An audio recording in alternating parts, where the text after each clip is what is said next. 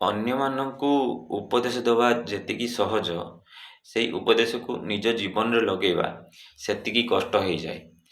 ଯେମିତି ମୁଁ ପ୍ରବଚନ ଦେଉଛି, ପ୍ରବଚନ ଦେବା ସହଜ, ତାକୁ କରିକି ଦେଖେଇବା ସେତିକି କଷ୍ଟ। ବହୁତ ଲୋକ ଆମ ଜୀବନରେ ଆସନ୍ତି, କୁହନ୍ତି ଯେ ଆମର ଜୀବନ ପରିବର୍ତ୍ତନ କରିଦେବେ, ଆମର ସବୁ ଭଲ କରିଦେବେ।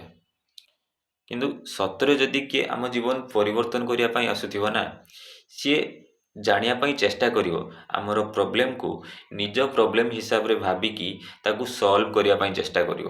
ନୁହେଁ କି ଖାଲି ଉପଦେଶ ଦେଇ ଦେଇକି ପଳେଇବ, ଖାଲି ଦେଖେଇ ହେଉଥିବନି ଯେ ମୁଁ ହେଉଛି ଭଲ, ମୁଁ ତୋର ଭଲ ପାଇଁ ଆସିଛି, ବାସ୍ ଉପଦେଶ ଦେଇଦେଲା ପଳେଇଲା।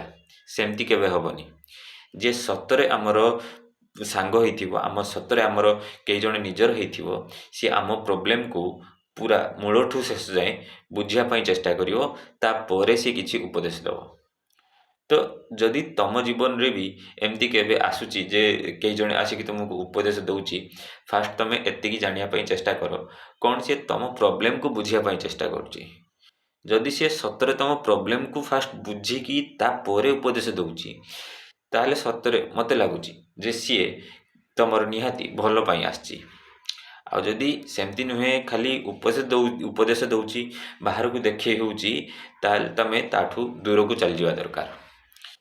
ବହୁତ ବଡ଼ ରିଏଲାଇଜେସନ୍ ଇଏ, ଆମେ ଜାଣିପାରନ୍ତିନି ଯେ ଆକ୍ଚୁଆଲି ଆମ ଦୁନିଆରେ ଆମର କିଏ ଭଲ ପାଇଁ ଅଛି ଆଉ କିଏ ଖରାପ ପାଇଁ।